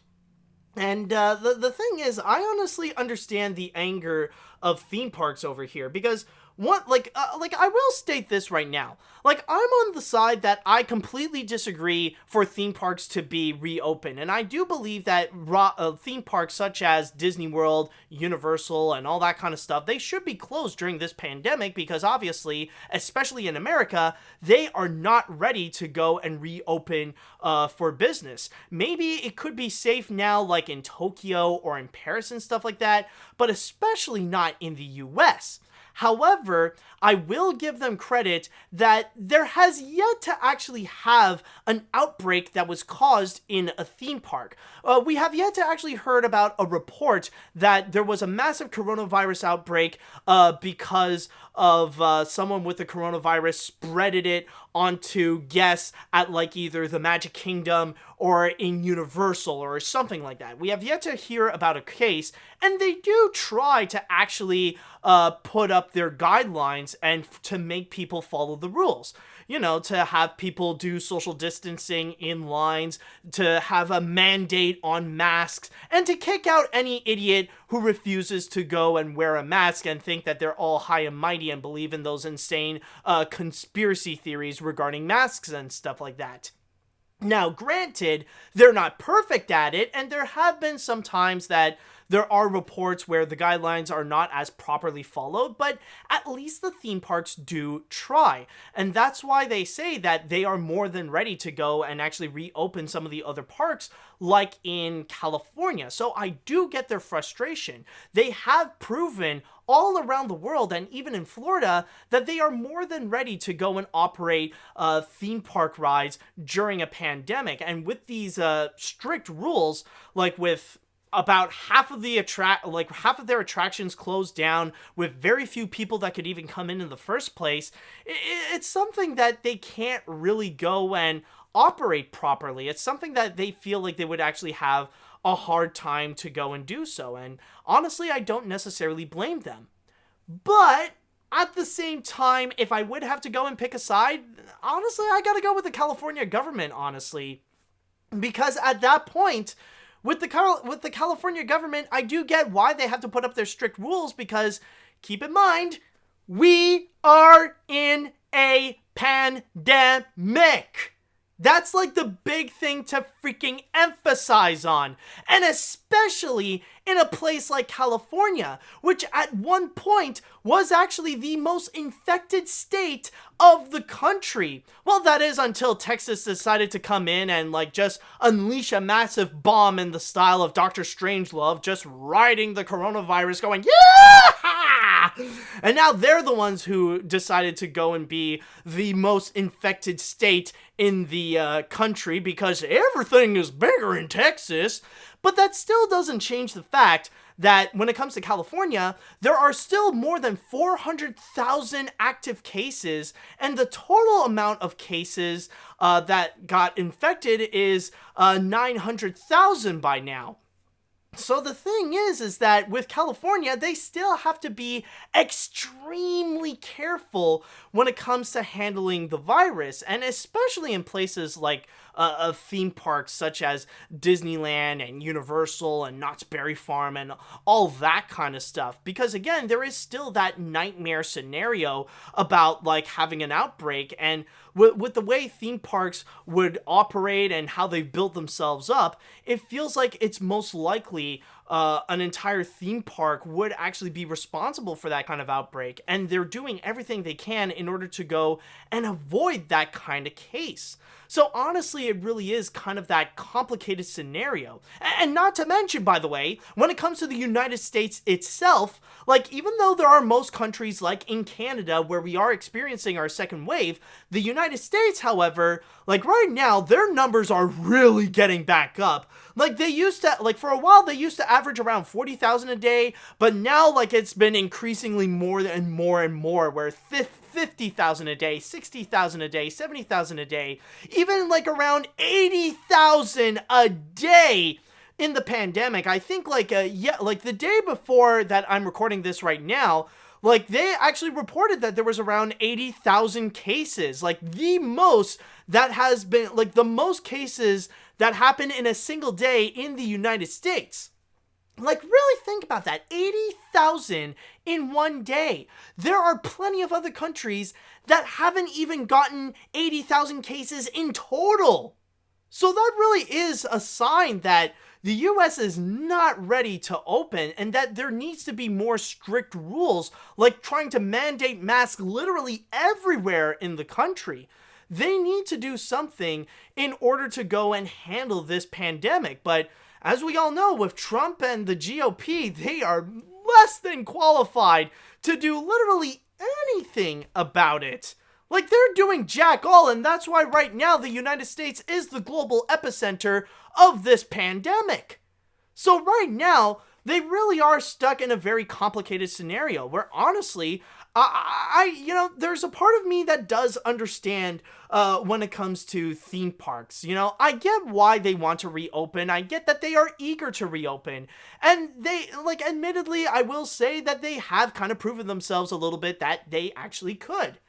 But then, on the other hand, we are still in a pandemic, and I do understand why Gavin Newsom had to put in these strict conditions. Kind of like why, the New York governor, Andrew Cuomo, why he was very strict when it comes to movie theaters in New York. I do understand why, because like we are in a pandemic and they are in a heavily hit area and want to make sure everybody is safe, and they want to make sure they want to try to minimize the damage as much as possible. Like, I know a lot of people are going to comment about like, you know, about jobs or the economy. And I just want to say right now, screw the economy. That thing has already been hopeless since the very beginning of this pandemic. So like, honestly, I'm more on the side of caring about people's health and safety more so than the freaking pandemic. And when it comes to jobs and stuff like that, well, again, that all depends on the company. Like we still know about the massive controversy when it comes to Disney laying off more like around 28,000 employees, and yet the executives might have given themselves a bit of a payment boost, you know? There is still that. So it's honestly up to the companies to make sure their employees are still safe and still receive an income during these dark times. So it's a complicated scenario, but then again, I do understand why the government had to go and like be very strict on them, because again, we're still in a pandemic. This is not something that we have to take lightly. All right. So with that said, I would like to go and we'll go into the chat wall, and I want to ask you all. I want to know, like, where's your stance on this? I want to know what you think about this. Like, do you think, Do you think like do you like are you on the side of the theme parks, or are you on the side of the California government? I want to know what you think on this one.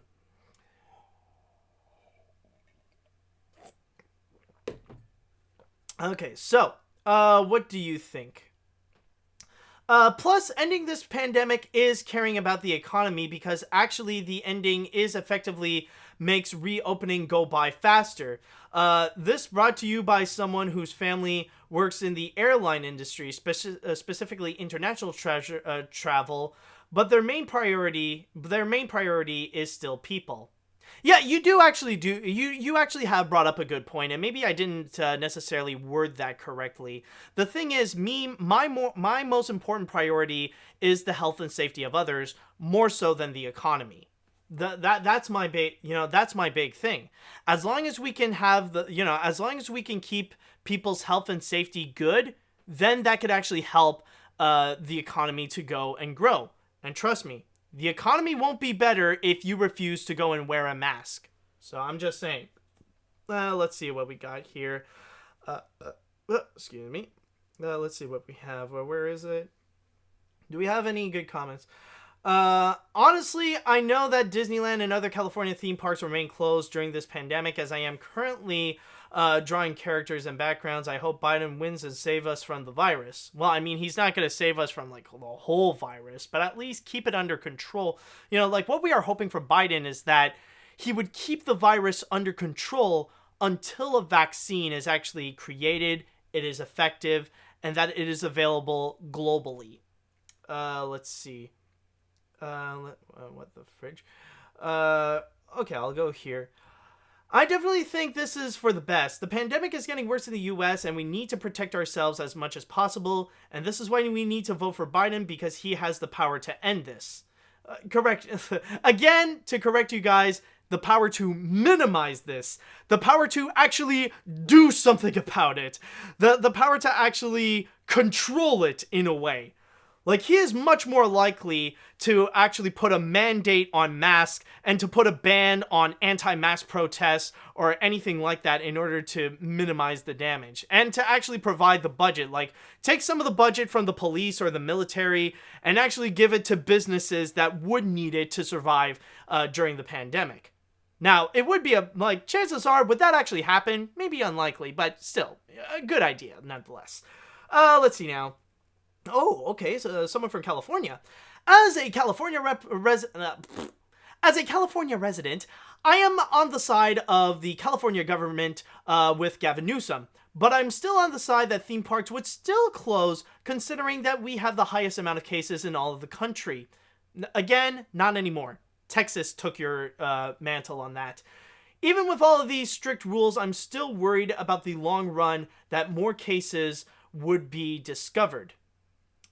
Yeah, I mean, like, you never know. Like, the thing is with this, with here, like, we can only take it one step at a time. That's the thing with 2020. We can't really predict the future. We can only take this one step at a time. Let's see. I'll go and read. I guess I'll go and read one more comment. Are they serious? I get why they need to do this. Their parks are losing a lot of money after being closed for so long, but seriously, they are not making their parks fun. Theme parks are supposed to be fun, not to be super restrictive. That's just being a killjoy. If they still have trouble having this killer germ, a park should stay closed until a miracle happens. Since the USA's cases are at the highest, I just know there's gonna be a slip where they're about to do this. Yeah, you never know what's gonna happen, man. Alright, so with all that said, I think that should go and conclude this episode of AniMat's Crazy Cartoon Cast, and I just want to say thank you all so much for watching, and tune in next week for more fun-filled stories that we are going to go and cover. You never know what next week is going to bring. Like I said before, we can only take things one step at a time, so who knows what's going to happen in the next episode, but for now, I could say thank you all so much for listening, thank you all so much for watching, and until next time, see you later, dudes!